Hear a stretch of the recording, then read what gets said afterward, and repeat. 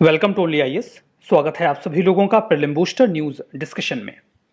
आज है 12 जुलाई 2021। तो आइए देख लेते हैं कि ऐसे कौन से इंपॉर्टेंट आर्टिकल्स हैं जो आज हम कवर करने वाले हैं।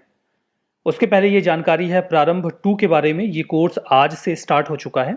आज, कल और परसों इन 3 दिनों में ये कोर्स फ्रीली अवेलेबल रहेगा। आप चाहें तो वहाँ पर जो भी लेक्चर्स अपलोड किए गए हैं उन्हें देखकर क्वालिटी जज कर सकते हैं। 1200 से अधिक घंटों का लेक्चर होगा इस पूरे कोर्स में। 9 महीने का ये पूरा प्लानर है जिसमें आपकी पूरी तैयारी बेसिक, कोर और एडवांस के लेवल पे करवाई जाएगी। आप इसके बारे में कोई और एडिशनल जानकारी चाहते हैं तो इस नंबर पे कांटेक्ट कर लीजिएगा जो यहाँ गिवन है। बाकी ओनली एस का एप्लीकेशन डाउनलोड करके आप इन क्लासेस को देख सकते हैं। तो चलिए आगे बढ़ते हैं। वाई से याक, ये आपने बचपन में ज़रूर से पढ़ा होगा, आज न्यूज़ में आया है। तो आइए विस्तार से पढ़ते हैं। हमारा पहला आर्टिकल हिमालयन याक्स के बारे में है। कॉन्टेक्स्ट ये है कि नेशनल रिसर्च सेंटर ऑन याकनी, जो कि सिचुएटेड है वेस्ट कामेंग डिस्ट्रिक्ट में अरुणाचल प्रदेश के, उन्होंने एक टाई अप किया है। किसके साथ? नेशनल इंश्योरेंस कंपनी लिमिटेड के साथ। क्यों किया है? ताकि हिमालयन याक्स का इंश्योरेंस किया जा सके। अब ऐसा नहीं है कि ये हिमालयन याक्स खुद ही अपना प्रीमियम भरेंगे। हिमालयन याक्स को डोमेस्टिकेट किया जाता है हिमालयन पीपल के द्वारा। हाईली वैल्यूड होते हैं ये। इनका दूध, जो इनका डंग है और इनके जो फर हैं उनकी काफ़ी अच्छी इकोनॉमिक वैल्यू होती है। लेकिन सीवियर क्लाइमेटिक कंडीशन की वजह से या फिर इलनेस की वजह से जब इनकी मौत हो जाती है तो जो इन्हें डोमेस्टिकेट करते हैं उन्हें काफ़ी लॉस होता है। अगर इनके इंश्योरेंस की व्यवस्था रहेगी तो उन्हें कॉम्पनसेशन मिल जाएगा। याक बोविनी टाइप से बिलोंग करते हैं, वाइल्ड कैटल की कैटेगरी है। इसमें ही बेसन, बफेलोज और कैटल्स भी आते हैं। याक्स की खास बात ये होती है, ये हिमालयन याक्स की स्पेशली, कि ये -40 डिग्री सेल्सियस तक का टेम्परेचर बियर कर सकते हैं। एज आई टोल्ड यू, ये हाईली वैल्यूड है हिमालयन पीपल के लिए। तिब्बतियन रीजन में इनका जिक्र मिलता है। ऐसा कहा जाता है कि तिब्बतियन बुद्धिज्म के जो फाउंडर रहे हैं गुरु रिनपोची, उन्होंने, या रिनपोचे जो भी इसे प्रोनाउंशिएट करते हैं, उन्होंने फॉर द फर्स्ट टाइम पहले याक को डोमेस्टिकेट किया था। हैबिटेट की बात करें तो ध्यान दीजिएगा, ये तिब्बतन प्लेटू और आसपास के जो एडजेसेंट हाई एल्टीट्यूड रीजन्स हैं, ऊंचाई वाले इलाके हैं, ये वहाँ का एंडेमिक है। एंडेमिक होने का मतलब आप जानते हैं ना, सिर्फ वहीं मिलता है और कहीं नहीं मिलता। याक्स कंफर्टेबली 14,000 फीट की ऊंचाई पर रह लेते हैं। लगभग 4,000 साढ़े 4,000 मीटर की ऊंचाई है ये, ठीक है।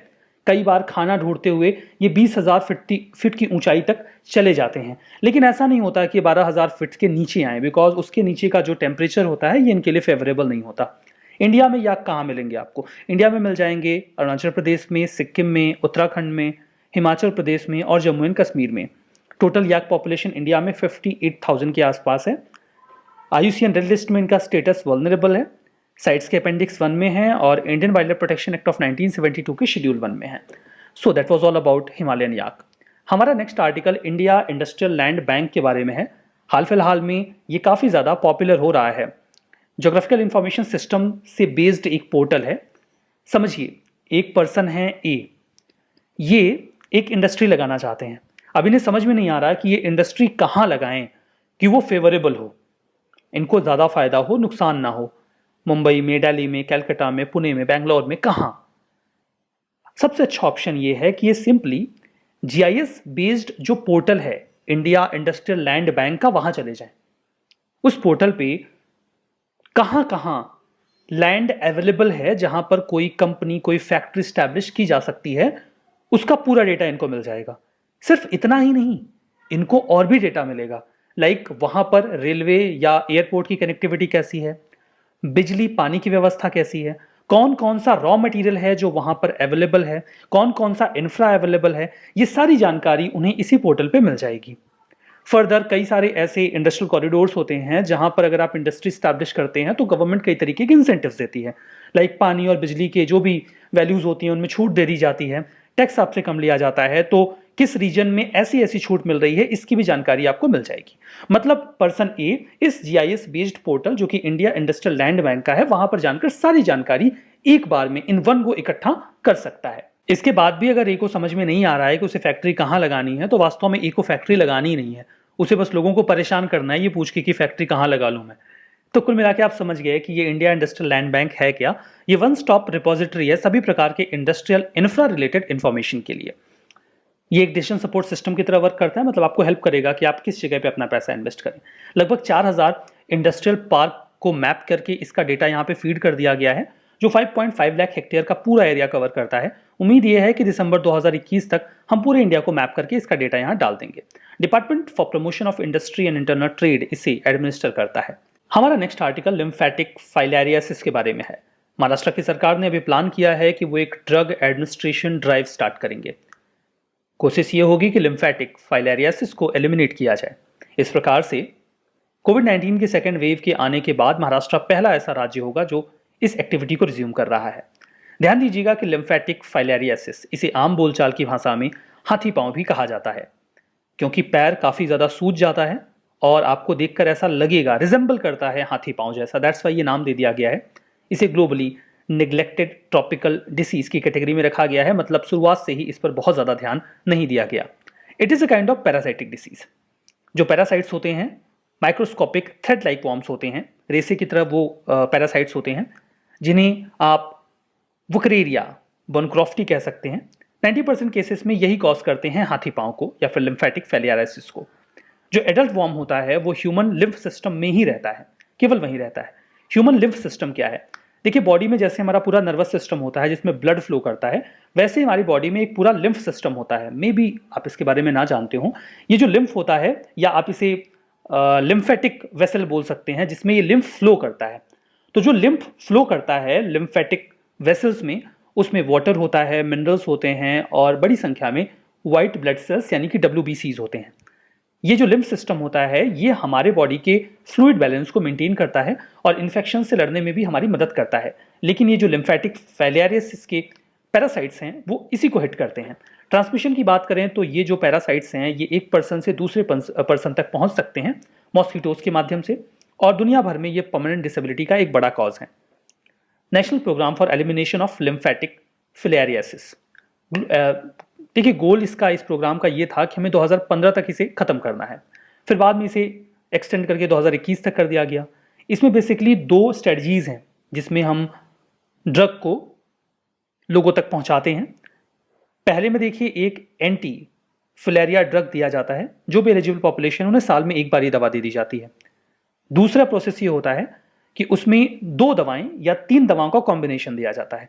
जब 2 दवाओं का कॉम्बिनेशन दिया जाता है तो DEC होती है एक पहली दवा, डाइथाइल कार्बामेजिन या फिर एल्बेंडाजोल, इन दोनों का कॉम्बिनेशन दे देते हैं, या फिर इसमें एक और दवा जोड़ लेते हैं आइवरमेक्टिन, तो 3 का कॉम्बिनेशन दे दिया जाता है। हमारा next article organisation of Islamic cooperation के बारे में है। हाल ही में OIC ने एक रेजोल्यूशन पास किया। उस रेजोल्यूशन में उन्होंने ये कहा कि वो हिस्सा जो भारत के पास है कश्मीर का, हम उस हिस्से की बात नहीं कर रहे हैं जो पाकिस्तान ने ऑक्यूपाई कर रखा है, POK की बात नहीं कर रहे हैं, वो हिस्सा जो भारत का कश्मीर है, वहां पे वो एक टीम भेजना चाहते हैं। ये उनकी इच्छा है, जो यहाँ पर आकर ये देखे कि ह्यूमन राइट का वायलेशन तो नहीं हो रहा, यहाँ जो मुस्लिम पॉपुलेशन है उसकी स्थिति क्या है, वो ये जानना चाहते हैं। ये उनकी इच्छा थी। अब देखिए, इच्छा तो किसी की कुछ भी हो सकती है। मेरी भी इच्छा है कि मैं भी एक ट्रिप मार्च के लगा के आ जाऊं। इच्छा से तो क्या ही कर सकते हैं, लेकिन अब इसके बैकग्राउंड में कौन है यू कैन अंडरस्टैंड। तो भारत ने बिल्कुल इंडिकेट किया OIC को कि आप किसी एक कंट्री जैसे कि पाकिस्तान, उसके वेस्टेड इंटरेस्ट को रिप्रेजेंट करने के लिए एंटी इंडिया प्रोपेगेंडा में शामिल मत होइए। वन साइडेड रेजोल्यूशन आप पास मत करिएगा। बहुत ही कड़े शब्दों में भारत ने उनके इस रेजोल्यूशन की आलोचना की। इसी कॉन्टेक्स्ट में OIC न्यूज में आया। ध्यान दीजिएगा, ये दुनिया का दूसरा सबसे बड़ा इंटरगवर्नमेंटल ऑर्गेनाइजेशन है यूनाइटेड नेशंस के बाद। इसमें 57 कंट्रीज हैं जो 4 कॉन्टिनेंट्स को कवर करते हैं। पाकिस्तान, टर्की, UAE, अफगानिस्तान और बांग्लादेश जैसे जो देश हैं ये इसका हिस्सा हैं। पर्पज़ यही था कि मुस्लिम वर्ल्ड की एक कलेक्टिव वॉइस बने और जो भी सोशियो इकोनॉमिक पॉलिटिकल एरियाज में मुस्लिम पॉपुलेशन के इंटरेस्ट हैं उनको सिक्योर करें। इसे 1969 में फाउंड किया गया था। हेडक्वार्टर है सऊदी अरेबिया के जेदा में। इंडिया इसका मेंबर नहीं है, ऑब्वियसली इंडिया इसका मेंबर नहीं है, जबकि इंडिया के पास एक बहुत बड़ी पॉपुलेशन मुस्लिम्स की है, बट इंडिया को इसकी मेंबरशिप नहीं दी गई है। फिर भी 2019 में देखिए इंडिया को गेस्ट ऑफ ऑनर के तौर पे इसमें इनवाइट किया गया था। हमारा next article institute of cost accountants of India के बारे में है। हाल ही में यूनियन कैबिनेट ने अप्रूव किया है एक MOU, memorandum of understanding, institute of cost accountant of India और association of chartered certified accountants UK के बीच में। अब देखिए, institute of cost accountants of India, हर कंपनी ये दिखाती है कि उनके प्रोजेक्ट्स में कॉस्ट क्या आई है। अब उसको इवेल्युएट करने के लिए उन्हें वेल वर्स्ड लोगों की ज़रूरत होती है। तो इसके लिए कोर्स होता है। इस कोर्स को सर्टिफाई करने की और क्या कॉस्ट इवेल्युएशन से रिलेटेड नॉर्म्स होंगे, उन सब के नॉर्म्स को डिसाइड करने की जिम्मेदारी institute of cost accountants of India की ही है। फॉर द फर्स्ट टाइम इसे 1944 में स्टैब्लिश किया गया था। तभी कंपनीज एक्ट के तहत एक रजिस्टर्ड कंपनी थी। इनका शुरुआती ऑब्जेक्टिव तो बिल्कुल वही था कि जो इंडिया में कॉस्ट अकाउंटेंसी का प्रोफेशन है उसे प्रमोट, रेगुलेट और डेवलप किया जाए। लेटर ऑन 1959 में इन्हें एक स्पेशल एक्ट जो पार्लियामेंट का है, जिसका नाम था cost and works accountants act 1959, उसके तहत एक स्टैच्यूटरी दर्जा दे दिया गया। अभी प्रोफेशनल बॉडी बन गई। इनके पास जिम्मेदारी है कि जो भी प्रोफेशन है कॉस्ट और वर्क अकाउंटेंसी का, उसको ये रेगुलेट करें, उसमें सही तरीके से सारा काम हो, और जो भी प्रोफेशनल इस प्रकार के प्रोफेशन में इन्वॉल्व होना चाहते हैं उन्हें सर्टिफाई किया जाए, उनका एग्जामिनेशन लिया जाए। तो उस संबंध में जो एग्जामिनेशन होता है वो यही कंडक्ट करवाते हैं। ऑब्जेक्टिव बिल्कुल सिंपल है, बार बार दोहराया जा रहा है। कॉस्ट और जो मैनेजमेंट अकाउंटेंसी का फंक्शन है उसके लिए अच्छी तरीके से पूरा जो प्रोफेशनल कोर्स है उसे मैनेज करना, ताकि सभी स्फीयर में इकोनॉमिक एक्टिविटीज अच्छे से चल सके। फर्दर साइंटिफिक मेथड को भी अडॉप्ट करना ताकि मैनेजमेंट अकाउंटेंसी को और बेहतर किया जा सके।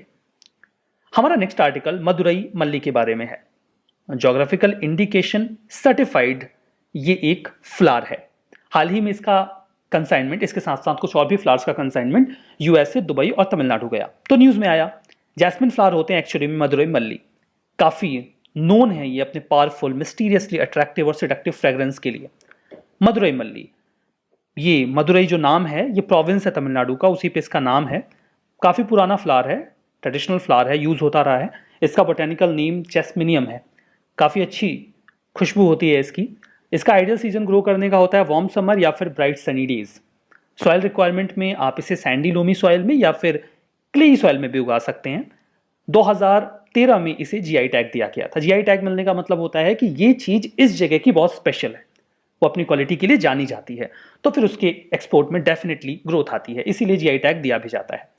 कुछ स्टेटमेंट है, ट्रू एंड फॉल्स बता दीजिए आप। हिमालयन याक आईयूसीएन की रेड लिस्ट में क्रिटिकली इंडेंजर्ड है। India industrial land bank department of investment and public asset management के तहत काम करता है। लिम्फेटिक फिलेरियासिस, ये पर्सन टू पर्सन फैल सकता है मॉस्किटोज से। और ओआईसी, पाकिस्तान और टर्की इसके मेंबर नहीं है। बताइए, बाकी इस पूरे सेशन की पीडीएफ चाहिए तो ओनली आईएएस के टेलीग्राम चैनल पे जाइएगा। Only IAS nothing else search कर लीजिएगा टेलीग्राम में। 1 लाख से ज़्यादा सब्सक्राइबर वाला जो चैनल दिख जाए उसे ज्वाइन कर लीजिएगा।